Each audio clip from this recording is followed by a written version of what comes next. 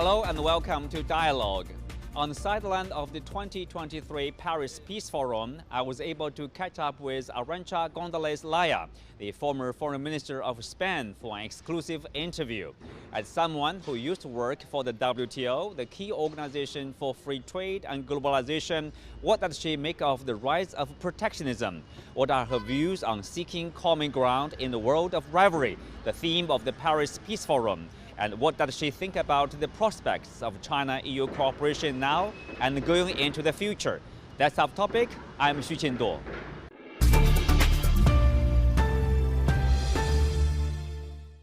Welcome to Dialogue, ma'am. You just got back from China and you attended this China International Import Expo. Tell us your impression there. Well, I would tell you that the thing that struck me most is how much damage 3 years of not talking to each other has done. How much there was a desire to reconnect, how much there was a willingness to understand, to talk to each other. So I think it's very good that the expo took place, that people could, business people, officials, but more broadly, people-to-people connections could resume after this hiatus that was COVID, that did not do a lot of good to any of us. Of course, here we are talking about in this Paris Peace Forum, which is set to open, and with the theme of seeking common ground in the world of rivalry. I wonder, how would you define the word rivalry here? Yeah, I think rivalry speaks of power competition. And I think the forum essentially has one objective. In a world that is much more driven by power competition, how do we create the spaces for cooperation? Because we have many areas where we are interconnected, and if we do not create those spaces for cooperation, what we will see is conflict. This is a bit what we are see happening today. We see too many conflicts appearing everywhere. So let's go back to creating spaces where we can talk to each other, where we can find solutions for the issues that matter to all of us, from climate change to financial stability, to the fight against terrorism, to reduction of extreme poverty, and the list goes on. Well, as you said, there's there are conflicts, crises around the world now. Do you think we are able to find the common ground, which is important to further cooperation among countries? Well, I think we have to try. And the fact that it is complicated should not detract us from the principal objective, which is trying. And actually, we have seen how when we really try, we get the results. When the world tries to invent a new set of vaccines, we can do that. When we try to work to alleviate the pressures that countries are suffering on the debt side, we get there. So let's not distract ourselves by the fact that it is difficult, and let's focus on making it work. Well, this can-do spirit is encouraging. Now we are seeing increasing focus on climate change, for example. Speak of this common ground and cooperation. Let's take a look at that kind of cooperation between China and the European Union. Green technology, there's clean energy, environment protection, and climate change. Do you see there's growing or strong, I would say, causes for closer cooperation between the two sides? I think climate change is one of the areas where the EU and China should work very closely together. Why? Because our citizens want our governments to work to reduce CO2 emissions. And this is where we have to put a lot of work together, reducing CO2 emissions. Today, China is the world's largest emitter of CO2 emissions. Second is the US. Third is India. Only after that come the EU. But the EU knows that even its own efforts will not succeed if China, if the US, if India don't succeed in reducing emissions. We are in this together. So I hope that in the upcoming summit that the EU and China will have at the end of the year, they will make climate change and the fight to protect our environment a central piece of this gathering. Mm-hmm. What do you see as the next step? For example, if we focus on China and the EU in the fight against climate change, we know China and the EU used to be in the leadership in the fight against climate change. You know, China is one of the leading nations with the technology, with the clean energy, but also we are seeing disputes, over that between China and the EU. For example, the investigation into the subsidy of EVs in China. So I would say the most important thing is that China and the EU reduce CO2 emissions. That's objective number one, because that is what's in their hands. Second, I think China and the EU have to join hands in helping poorer countries who do not emit that much, but suffer a lot from climate change, to adapt to the challenge of the temperature in the Earth increasing. Number three, I think on the technology side, both the EU and China have big ambitions to be leaders on batteries, on electric vehicles, on wind, on solar, on hydrogen. I think it's good. It's important that the competition be fair. And I think there are concerns, and I think it's good when one has concerns, and I can see that the EU has concerns, mostly because it sees its trade deficit with China increasing. I think when there are concerns, the best thing is not to hit each other with a hammer on the head, but to sit down and remove the obstacles that prevent the full potential of this trade relationship from happening. Mm-hmm. Speak of trade. I mean, you used to work as the director of the office of the Director General of the WTO. You helped actually eliminate a lot of barriers for free trade and also bring more access for the developing countries to market access there. I wonder, how do you see today's global status of trade now, as we are seeing science or protectionism? I think what I've seen in my lifetime is that with two important ingredients, open markets and reforms, both open markets and reforms, trade can be a powerful engine for reducing poverty, for growing and for generating employment. Today, the two are suffering from very heavy winds. Open markets is suffering from the feeling that some countries have that it has to be also about security. So how much we put security into the equation of open markets is an area where we've got to pay attention. And I think on the reform side, I think we also are seeing reforms slowing down. And I think there is one very important reform that we need in order to keep markets open. And this is in strengthening social safety nets, in spending, public spending in education, in healthcare, in pensions, in fair taxation systems. If we have these strong social safety nets, it will be easier to keep markets open. If not, people would resort not to protection, but to trade protectionism. And we know that trade protectionism does not protect. Now, there's a lot of terms to describe today's globalization situation. People say, oh, there's a retreat of globalization or deglobalization. I mean, how would you describe this process of globalization today? I don't see a deglobalization. What I see is a different shape of globalization taking place. One where there is a different balance between efficiency and security, where there is a different balance between how much markets and how much states. And certainly a World Trade Organization as the House of International Trade that in the past had as a mission to help all members of the international community converge under one roof, now becoming the organization that will help us in managing the risks of differences in trade policies, the divergences in trade policies. So I think globalization is taking a different shape, but globalization is there because globalization is essentially interconnectedness. is interdependence, and the interdependence remains. You mentioned a couple of times about the idea of security, national security.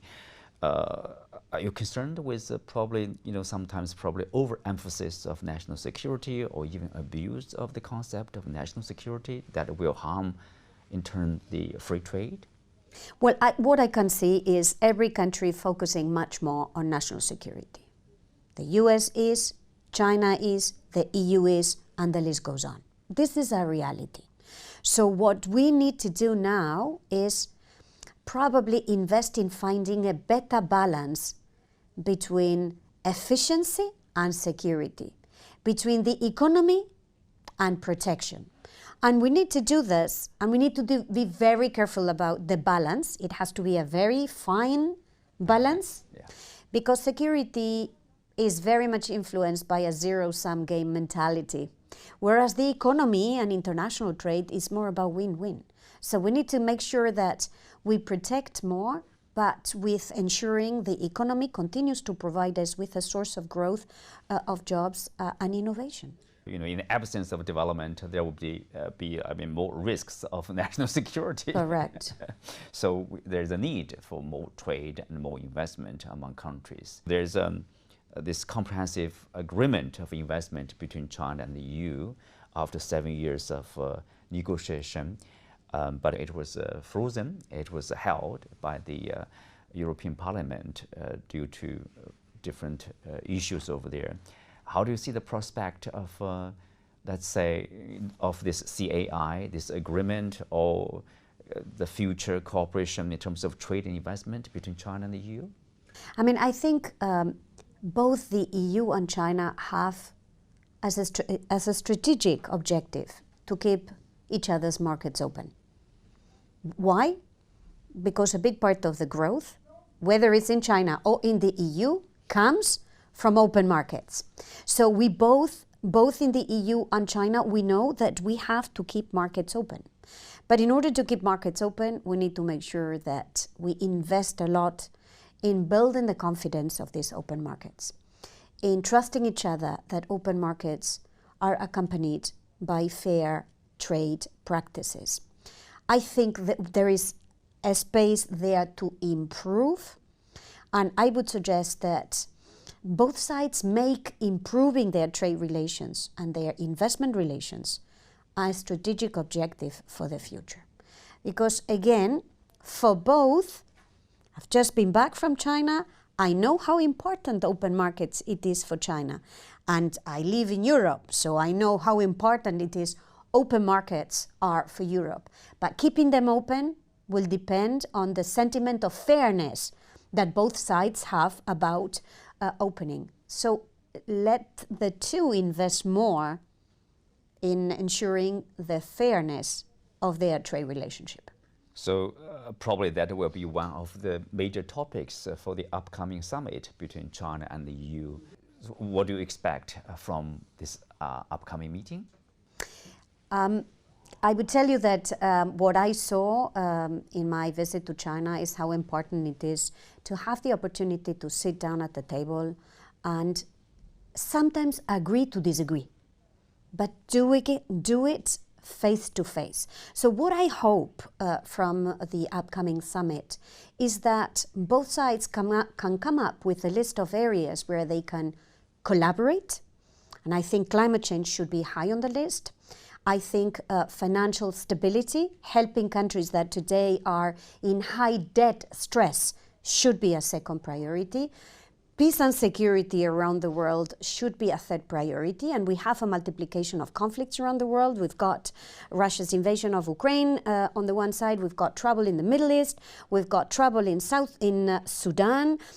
There are many spots around the world where we've got instability, and I believe that Europe and China working together can be a force for peace and stability if they decide to put this on the column for cooperation. So I think the objective is to make the column for collaboration as wide and as large as possible, and the column for conflict and competition as thin as possible, understanding that there are areas where we agree to disagree. Well, it's very interesting, here for you to point out, how important it is for the in offline meeting, the in-person meeting, face-to-face talk with each other. Do you think that it will also help eradicate probably the differences, ideological differences, and sometimes the practice of a value-based foreign policy making? Because when you are seeing each other in person, and probably you see we are very similar, we have more in common than differences. No, for sure we have differences too. And I don't think, mature people, mature countries and mature relationships can also manage differences. We have differences also. There are things that we see in different ways. And that is a fact of life. Let's not hide that, but let's learn to manage it better. Prevent the differences from being an obstacle to working together is what we have to avoid. And I think the resumption of discussions and cooperation and people-to-people exchanges would be tremendously important for that. This year marks this 50th anniversary for this relationship between China and Spain, and you were the former foreign minister of Spain. Looking back for the decades of relationship, what do you have to say? Well, I think Spain and China have had 50 years of cordial, pragmatic, but probably underinvested relationship. I think there is a potential to do more. Our relationship is very much focused on trade, a little bit on investment, a little bit less on culture. And I do think that there is a bigger space for culture and for people to people. We share love for food. We share love for gastronomy. I've been to China and I know how much Chinese love Spanish food, but I can tell you also how much we in Spain love Chinese food. So there are many areas of this relationship that in my view are underinvested. So my wish would be that the next 50 years are 50 years where we deepen this relationship, that we do this in a balanced manner. I also see that when I look at the trade figures, there is a very big and growing deficit on the trade relationship. So I think these are spaces where more can be done, more should be done to make this a win-win relationship. Mm-hmm. Well, you mentioned the trade between the two countries. According to the Chinese statistics, the bilateral trade in goods reached 51.5 billion US dollars last year. The first time in history it has exceeded $50 billion. So, that's a strong growth over the years. And what do you see as probably the barriers or challenges or the potential for the two countries to work together in terms of trade and investment here? I don't think there is any impossibility. I think what we should do, it's true with the two countries have passed the barrier of the 50 billion trade relationship, but it's very much a relationship that is imbalanced in favor of China. And it's a fact that there is a potential for Spanish businesses to be more present in the Chinese market, whether it's in the area of food, whether it's in the area of machinery, whether it's in the area of beverages, whether it's in the area of services, where Spanish companies are tremendously competitive, including in the tourism sector. So in my view, what would be useful is to use this anniversary. Anniversaries are always good because then you look at the past. It's a reminder. That's right. You look at the past, you look at the last 50 years, but then you try to make the next 50 years even better, right? So I wish this would be the case. Mm-hmm. Well, if we focus a little bit more on this bilateral relationship, we know, Spain as a member of the EU, because EU has this China strategy de-risking, as Van der Leyen pointed out. We do not want to decouple from China, but we have to probably de-risk a part of our relationship. The U.S. also talking about de-risking from China, reducing the business or trade or contact with China. Are they in a similar situation? Because the U.S. is, competing or continuing China. They want to maintain the global domination, the supreme position there. Because they see China as a challenge. But Beijing and Brussels, China and the EU, they are not competing for, say, global, preeminence, right? So if I look at the world again, I look at China, and China is today more conscious about the risks it faces as a nation globally, and Chinese businesses are more acutely conscious of the risks they face when they do business abroad. If I look at the EU, I see exactly the same thing. European governments are more conscious today about the risks they face for their international insertion, and businesses are more acutely conscious today of the risks they face when they want to trade and be part of the global economy. And this has a reason. I mean, if you look at what's happened in the last 5-6 years, we've had many ruptures. We had COVID, where we realized that we had incredible dependencies. We in Europe discovered that we were dependent on paracetamol. We were only getting our paracetamol from one source, and it gave us a sense of vulnerability. I think it's the same on the Chinese side. This is why China has 2050 strategy, why it has dual circulation. In the EU, we've got economic security strategy. De-risking is about better managing the risks that are today higher on the climate side and higher on the geopolitical side. But our challenge is to manage those risks in an intelligent manner and not use the fact that we have to de-risk, which I think it's intelligent as an economic strategy, but do not use this as an excuse to close markets or to engage in protectionist policies. This is where I would draw the line. So yes, to be better at managing risks. No to using de-risking for the purposes of closing each other's markets for protectionist reasons. That's how I would, this is how I would consider it. There's, I think, a recent piece carried by The Economist in the UK. The article mentioned about the Trump, which could be the president of the U.S. At least we cannot rule out the chance there. The potential said, according to this article, there's some information saying that he and his team talked about, if he went back to the White House, he will impose tariffs on every partner, every country, to protect the U.S., to reduce the trade deficit.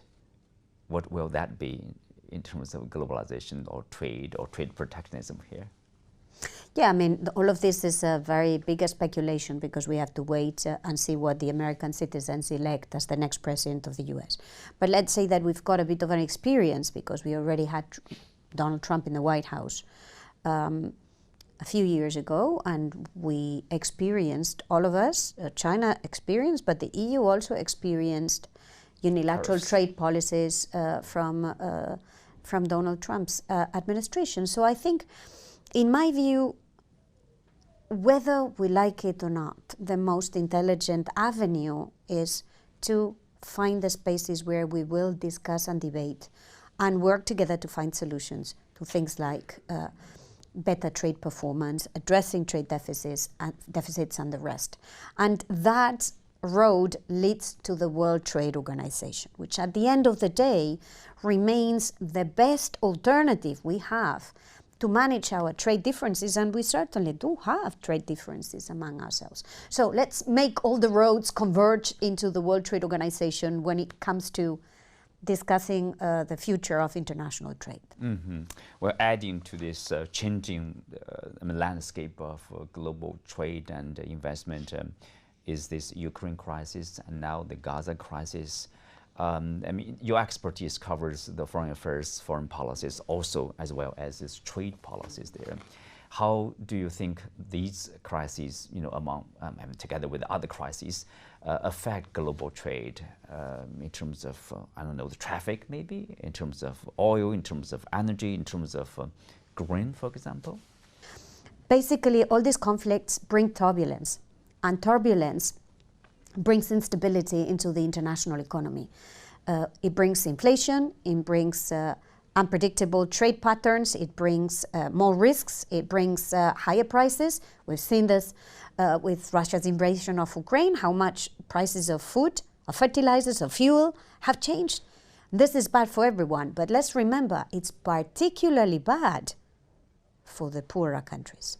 So this is another area where, in my view, China and the EU could bring these issues into the column of cooperation, to make this column wider, even wider. Well, as the first female dean of the Paris School of International Relations, International Affairs, what role do you believe women can play in shaping, let's say, politics or international relations, and probably bring countries to work together for more cooperation? Well, first let me tell you that at the Paris School of International Affairs in Sciences Po, we are very proud of having students from more than 130 countries. Men and women. Impressive. Many coming from Asia, many coming from China, which we welcome because we think that this can be, with these people-to-people exchanges, this is how we can build a more solid bottom-up society. And equality, at the end of the day, is about building a more solid bottom-up society. Societies where equality is the norm, where men and women have the same rights in the economy, they earn the same for the job of equal value, they can get to the same political positions, they can be part of parliaments, they can be in science, in education, in business. This makes for more solid results. So yeah, I am very engaged into equality because I think equality makes for more solid societies. And at the time when we've got turbulence and we've got societies that are fragile, where there is a lack of confidence, bringing this through equality is something we should do. Thank you, ma'am. Thank you for speaking with us. My pleasure.